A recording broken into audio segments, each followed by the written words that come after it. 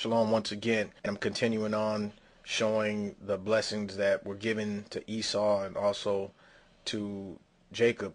And these blessings were passed down from Abraham through Isaac. So I'm going to continue and pick up in Genesis 26 verse 1. It reads, "And there was a famine in the land, beside the first famine that was in the days of Abraham. And Isaac went unto Abimelech, king of the Philistines, unto Gerar. And Yahweh appeared unto him and said, Go not down into Egypt, dwell in the land which I shall tell thee of. Sojourn in this land, and I will be with thee, and I will bless thee. For unto thee and to thy seed I will give all these countries, and I will perform the oath which I swear unto Abraham thy father." Now, let's read verse 4. "And I will make thy seed to multiply as the stars of heaven, and I will give unto thy seed all these countries, and in thy seed shall all the nations of the earth be blessed." All the nations of the earth shall be blessed through the seed of Isaac. But that's another lesson. I want to point out right quick. Notice how the word translated countries. See, that's also the word 776, Eretz. The word translated land, 776, Eretz. That's the same word that was translated as earth. So you should be able to understand that when Isaac passed down, gave out the blessings to Jacob and Esau. Let's go on to another scripture. Genesis 17 verse 1. And when Abram was 90 years old and 9, Yahweh appeared to Abram and said unto him, I am the Almighty Yahweh, walk before me and be thou perfect. I will make my covenant between me and thee, and will multiply thee exceedingly. Verse 4. As for me, behold, my covenant is with thee, and thou shalt be a father of many nations. Look at verse 6. And I will make thee exceedingly fruitful, and I will make nations of thee, and kings shall come out of thee. Look at verse 8. And I will give unto thee and unto thy seed after thee the land wherein thou art a stranger, all the land of Canaan, for an everlasting possession, and I will be their mighty one. Now, if we go on down to verse 20, he talks about Ishmael. And as for Ishmael, I have heard thee. Behold, I have blessed him, and I will make him fruitful, and I will multiply him exceedingly. 12 princes shall he beget, and I will make him a great nation. But my covenant will I establish with Isaac, which Sarah shall bear unto thee at this set time in the next year. So you can see the covenant was established with Isaac, but the Most High also promised to make Ishmael fruitful and multiply him and make him a great nation. And this was going to be done with the land that was part of the land promised to Abraham. But the land of Canaan was to go to one of the descendants of Isaac, which was Jacob. Okay, notice this here. Deuteronomy chapter 2 verse 4. Let's start at verse 1. Then we turned and took our journey into the wilderness by the way of the Red Sea, as Yahweh spake unto me, and we compassed Mount Seir many days. And Yahweh spake unto me, saying, Ye have compassed this mountain long enough.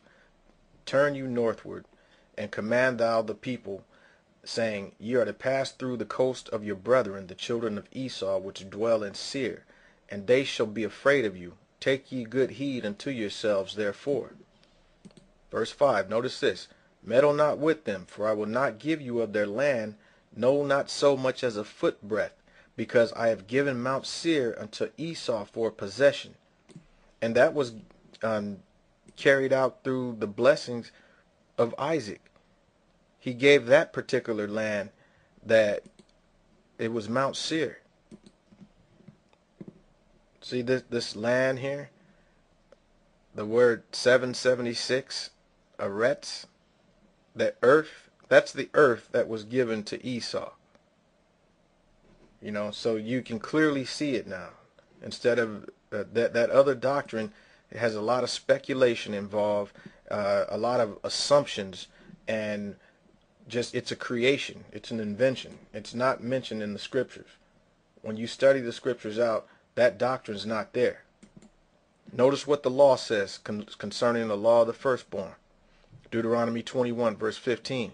If a man have two wives, one beloved and another hated, and they have borne him children, both the beloved and the hated, and if the firstborn son be hers that was hated, then shall it be, when he maketh his sons to inherit that which he hath, that he may not make the son of the beloved firstborn before the son of the hated, which is indeed the firstborn.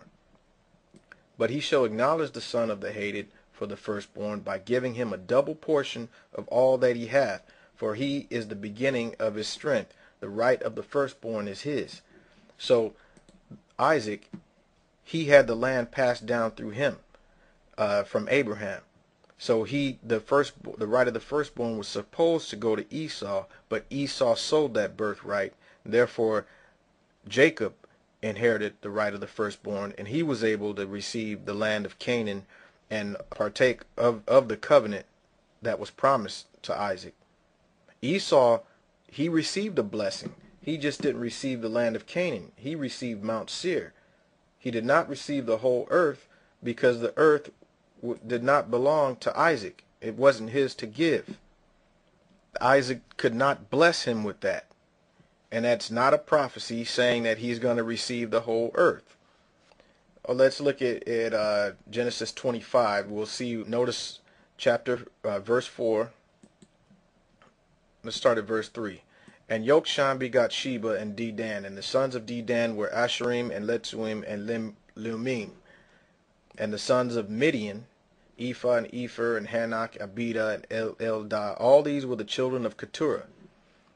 And Abraham gave all that he had unto Isaac. But unto the sons of the concubines which Abraham had, Abraham gave gifts and sent them away from Isaac his son, while he yet lived eastward into the east country.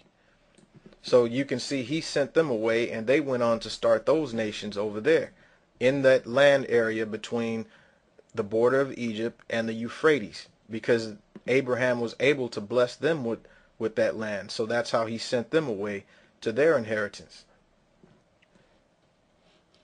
Now back to Genesis 27 verse 40. I just want to touch on this real quick, where it reads, And by thy sword shalt thou live, and shalt serve thy brother, and it shall come to pass, when thou shalt have the dominion, that thou shalt break his yoke from off thy neck. Well, when you look these words up, if you don't look them up, it looks like there's some sort of dominion or rulership that Esau is going to have. But when you study the words out, you can see that's not the case. Notice this word that's translated, thou shalt have the dominion. That's all one Hebrew word, and that's word 7300. Let's look that up. Now in Strong's it says to tramp about, that is ramble, free, or disconsolate. Okay, so let's see let's look up disconsolate. Disconsolate, destitute of comfort or consolation, sorrowful, hopeless, or not expecting comfort, sad, dejected, melancholy, as a parent, bereaved of an only child, and disconsolate, not affording comfort, cheerless as the disconsolate darkness of a winter's night. You can see this word doesn't mean dominion. I'm going to show you a Hebrew word that does have that meaning, and if this was the point that the writers were trying to get across, they would have used that word. Notice how it says, when thou shalt have the dominion, that thou shalt break his yoke from off thy neck. Well, the yoke being broken, or the yoke being on someone's neck, it's figurative speaking. When a country is under the yoke of another, just like the Israelites came over here on slave ships, and we were under the yoke of the United States. The yoke was around our neck. If you study those words out, you'll see what's being said there. Now, notice this word dominion. If you go back to, let's go to Genesis chapter 1, look at verse 26. And Yahweh said, Let us make man in our image, after our likeness, and let them have dominion over the fish of the sea, and over the fowl of the air, etc. But the Hebrew word that's used, translated dominion here, is 7287. This is a different Hebrew word. Now in Strong's, this word is radah, and it's not related to the word root. This is a primitive root, and it means to tread down, that is, subjugate, specifically to crumble off. So this means to have dominion. Esau has never had dominion over Israel. Now the so-called white man has, but those aren't the descendants of Esau. And I'm going to further prove this in more videos. So just stay tuned. And with that, Yahweh bless and shalom.